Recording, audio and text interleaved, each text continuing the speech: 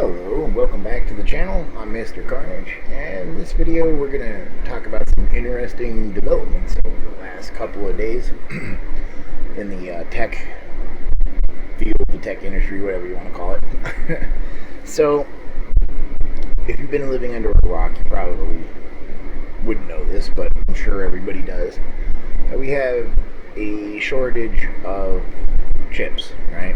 And semiconductors. And these shortages are not just related to graphics processors, video cards. They're also affecting consoles, phones, headphones, I mean, all sorts of different things. So, at this point in time, we knew it was coming. I actually posted a video earlier about it, that we would see other companies starting to kind of take advantage of the situation, looking towards what's going on in the market, saying, hey, this is a really good time to get in and start making some some money.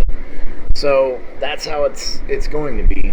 Now, the reason I kind of knew that was coming down the line was something that I heard a few years ago about this company from they're an underling of TSMC, which is like the second or first biggest chip manufacturer in China. And they're the ones who normally handle all of AMD's and NVIDIA's chips for the most part. So they decided with an underling company, and I'm not sure exactly how to pronounce it. It's like Zhao-Axin, I don't know. Something like that. But they're a company that's basically an underling company of TSMC, and they're going to start making and manufacturing their own graphics cards. I know you might be thinking, well, that's good. That means more cards on the market. Yes and no.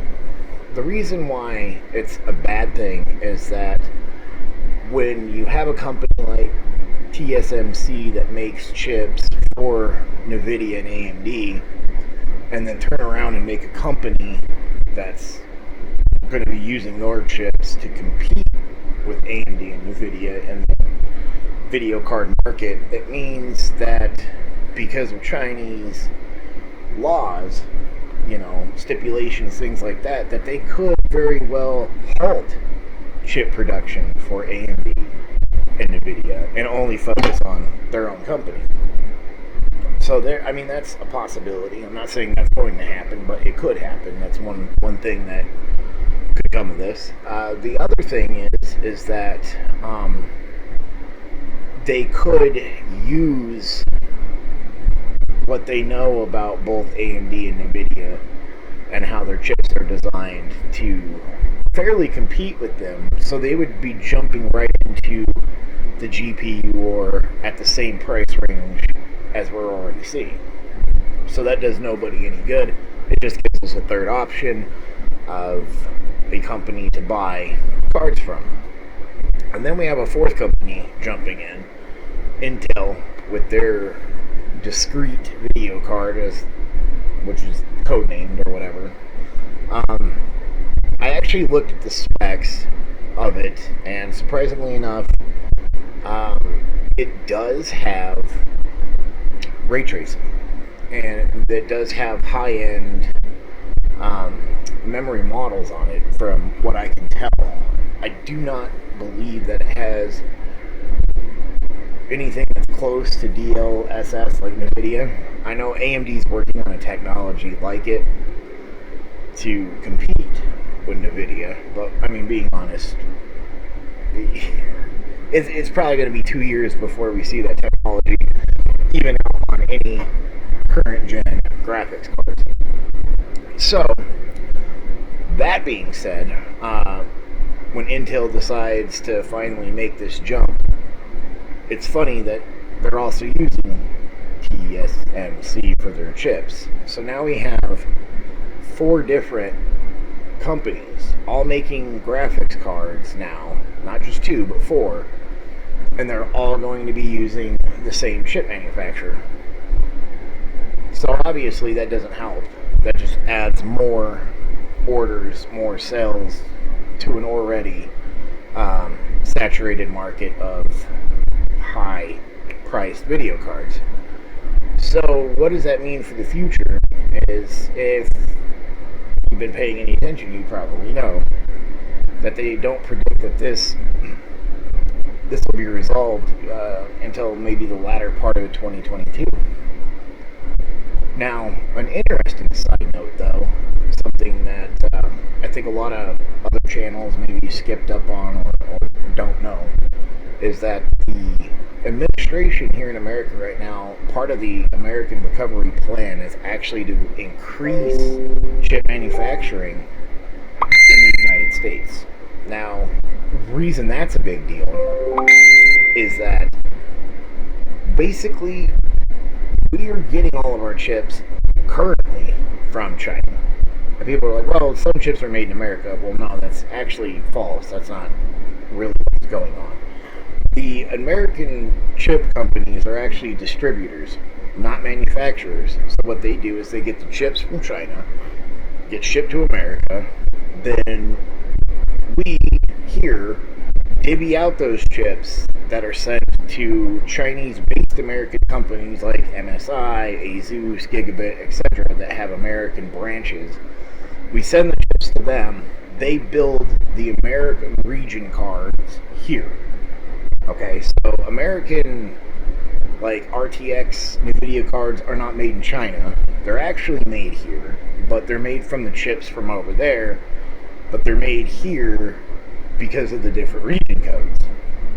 So when they're made here, so MSI gets 25,000 chips, they make 25,000 video cards, they sell those cards, right?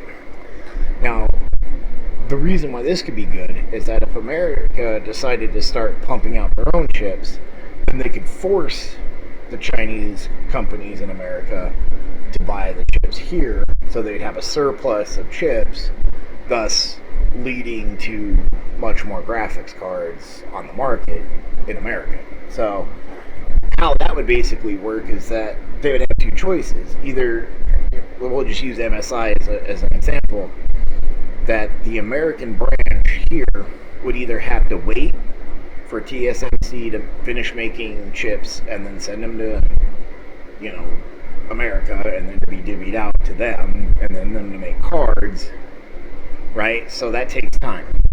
So during this whole time, the MSI doesn't have any video cards out on the market because they've all been bought up. They're actually losing money, right? So it would be stupid for them to be like, well, America has 60 million chips here. Let's just use those, right? So that is a possibility, and that's actually in the American Recovery Plan, is to increase funding federally for chip manufacturing. Will it take time? Sure. Will we see it probably before this balance is out? Probably not. But for future, it's a good thing, is that if we ever see another, cryptocurrency boom or another pandemic or something like that where everybody just starts buying everything up, at least America will have the chip production to make sure that we don't feel the effects of that. And the other good thing is balancing out the inflation, right? I mean, I'm sure you all want to buy a video card at MSRP. God knows I would, I think everybody would.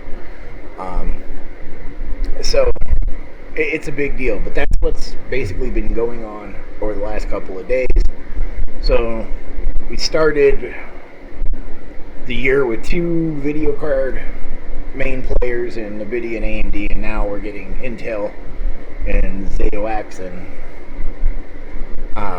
who are going to be jumping on to be making cards. So we'll see how that all plays out here in the near future, because according to them at Zeo-X, they have cards, they say, that are on par with NVIDIA and AMD's high-end cards. Maybe they do. I don't know. I haven't seen any specs from them, so it's all just word of mouth at this point. But if they do, good for them. But if they're going to be coming out the gate at the same price range as NVIDIA and AMD, they're probably not going to enjoy a high market share. But if they come out of the gate because they're using the chip manufacturer from TSMC being the parent company, and they can sell their own video cards for dirt cheap, well, that may put AMD and NVIDIA in a bit of a pickle. So we're going to find out over the course. They said they're supposed to be mass producing their first line of video cards sometime in July of this year. So we're not going to have to wait long to get an answer to that question. Alright. So we're going to find out here pretty short. So, you guys want more updates, definitely want to hear more about this side of things, then definitely hit the like and subscribe and get more videos like this, and we will catch you guys on the next video.